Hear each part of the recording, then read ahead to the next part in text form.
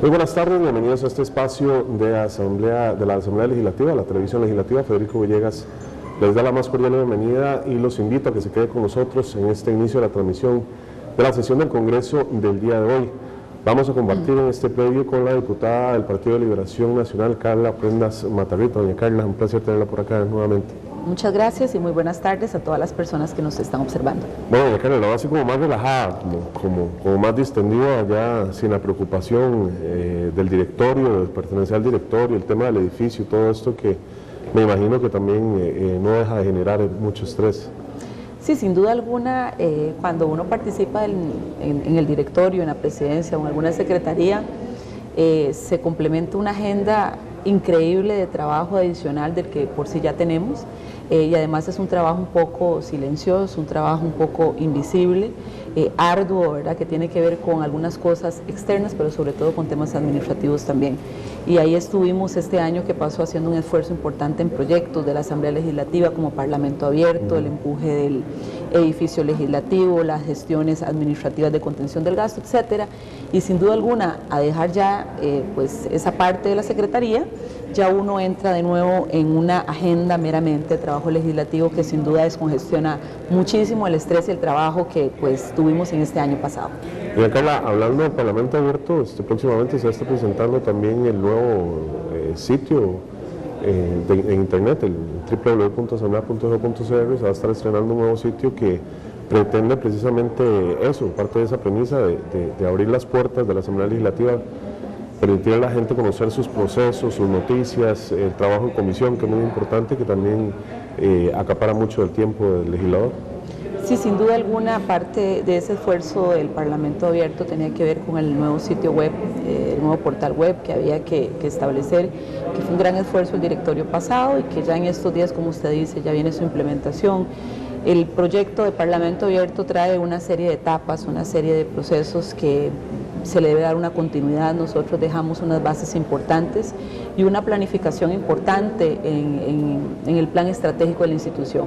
Estamos tranquilos, tranquilas, porque sabemos que este nuevo directorio lleva entre su compromiso el fortalecimiento y el seguimiento de las otras etapas. Entonces, de verdad que esperamos que esta implementación, el primer poder de la República, sirva de mucho a mediano plazo en esa interacción con la sociedad civil, en esa evaluación de percepción diferente hacia la Asamblea Legislativa, para que haya un fortalecimiento de la democracia en esos términos que para nosotros sin duda alguna es un tema importante. Doña Carla, bueno, uno de los temas también que manejan mucho los diputados es la tarea del control político, una tarea muy importante. Personas que han pasado por acá, por esta silla y también por el directorio comentan que se complica mucho lograr compaginar el trabajo de control político con las labores del directorio. Ahora usted, que ya no forma parte del mismo, pues está tomando este trabajo de control político y tiene usted también varios señalamientos que hacer que respaldan el informe de la Contraloría en cuanto al compromiso del gobierno presentado para desarrollar en estos 4 años. Claro, ese tema de control político sin duda alguna es sumamente importante en el marco de ir construyendo cosas en un tiempo definido que uno pasa por acá. Creo que entramos a la tercera legislatura, un tercer año de gobierno, en donde es un año sumamente importante para tomas de decisiones, para resultados, para acciones, no solo a nivel del poder legislativo, sino sobre todo a nivel del poder ejecutivo. Y para muchas y muchos, por no decir todos, la mayoría de las fracciones, a uno le queda un sinsabor después de los números, las estadísticas y el informe del señor presidente de la República el pasado 1 de mayo. Un informe sin duda alguna que dista muchísimo de lo que realmente está pasando en áreas importantes del país y que convierte un discurso basado única y exclusivamente en impuestos. Genera mucha preocupación porque cuando usted no pone los resultados en un análisis, en un informe por parte del presidente, el mismo presidente, es difícil poder generar cambios o contribuciones para que las cosas mejoren, que al final de cuentas eso es lo que queremos las personas que también estamos en el rango, en el rol de control político. Y ese informe de la Contraloría, por ejemplo, que usted que se ha conocido últimamente en los medios, que tiene que ver con resultados en todas las áreas, en el cumplimiento de meta, perfectamente viene a evidenciar esto, ¿verdad? De la distorsión entre lo que presenta el presidente y lo que realmente está sucediendo en todas las áreas del país. Alarmante ver algunas áreas del Plan Nacional de Desarrollo, resultados, números y observaciones que hace la Contraloría en temas como, por ejemplo, vivienda, ¿verdad? Que es uno de los temas más alarmantes en este momento después de 2 años de gestión. El incumplimiento de metas que se da ahí es el mayor en todos los ministerios del gobierno. Es el área con mayor debilidad que tenemos en este momento, ¿verdad? También llama la atención que se concluyen los años con superávit en el ministerio, por ejemplo, doña Carla. Por ejemplo, ¿verdad? El superávit, el incumplimiento de metas, los resultados, el tema de la economía, cuando ves lo del tema PIB, ¿verdad? O sea, había un crecimiento de un 4.8 en el 2014, se retoma una meta para el 2015 y baja significativamente. Hay un análisis de la Contraloría interesantísimo que tiene que ver con el tema de generación de empleos, de falta de inversión, ¿verdad? Factores externos que podrían ser situaciones, pero el análisis de la Contraloría en el tema económico viene y se centra en una situación meramente nacional. El desempleo ha crecido, se ha mantenido, no hay un cumplimiento de la expectativa del gobierno frente a esa situación de economía y políticas y acciones claras y precisas del gobierno con respecto a ese crecimiento que se ofreció, a esa meta que se ofreció a los costarricenses como tales, ¿verdad? Y en el tema de vivienda, por ejemplo, que a mí me llamó muchísimo la atención, vemos cómo inicialmente hablábamos de 500 casas, por ejemplo, recuerdo este dato, 500 viviendas que se ofrecieron para reubicarlas o trasladarlas y se cumplió 90. 56% de cosas que se iban a atender en temas de vivienda por la emergencia Thomas y se atendió el 4.8%. O sea, de verdad que hay una inacción en diferentes áreas. Además, ustedes como bancada también han criticado mucho el Ministerio de Vivienda, ¿verdad? Sí, el Ministerio de Vivienda. ¿Cree usted que es justificable ligar la falta de ingresos por concepto de impuestos con el no cumplimiento de metas? Claro,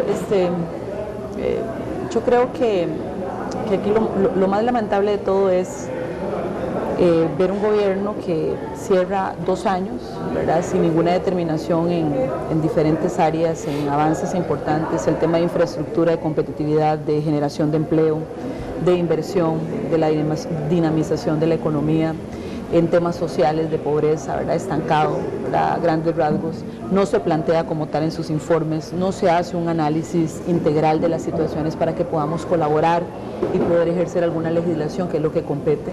Un gobierno que dista mucho de esto, pero lo lamentable de todo esto es solo hablar del tema de generación de impuestos, que es un tema importante en el país, sin duda alguna, pero ¿cómo vamos a generar solo impuestos, ¿verdad?, cuando hay un gobierno que está distando mucho de la ejecución y del cumplimiento de sus metas, de sus acciones, de sus compromisos, de las contenciones del gasto, de la ruta y la determinación?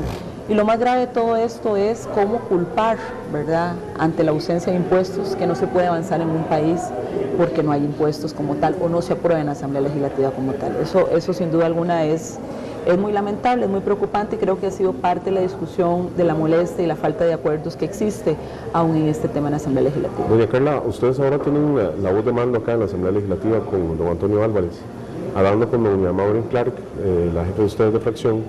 Ella priorizaba también temas como agenda verde, como reactivación económica, como contención del gasto, para ser temas a incluir en lo que es la Agenda 36. Por ahí va el camino de liberación nacional.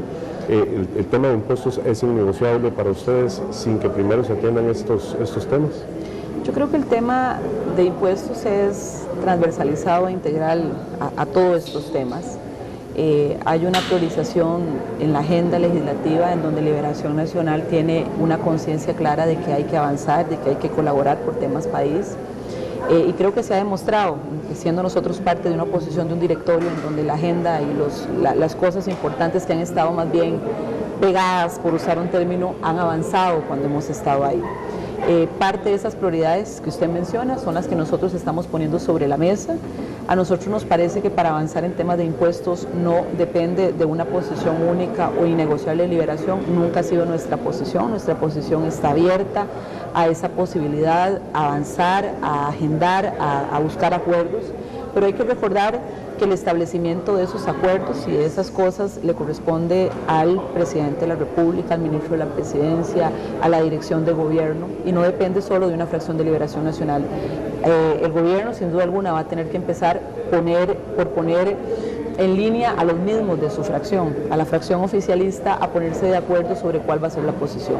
Esperamos que este tercer año del gobierno sea un año en donde podamos avanzar en cosas importantes a nivel de legislación, en resultados de verdad importantes para Costa Rica, pero sobre todo que sea un año en donde el gobierno de verdad agarre las cosas en serio, de verdad retome esas deficiencias que ha estado teniendo, de verdad que estos 2 años de gestión le haya servido de alguna experiencia para poder redireccionar temas de infraestructura, temas de vivienda, temas de generación de empleo, temas de atracción de inversión, que de verdad que creo que es de lo que más nos preocupa cuando hablamos solamente de manera aislada del tema de impuestos como tal.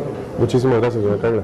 Muchas gracias a usted. Buenas tardes. Hablábamos así con doña Carla Prendas Matarrita, diputada de Liberación Nacional, representante de la provincia de Punta Arenas.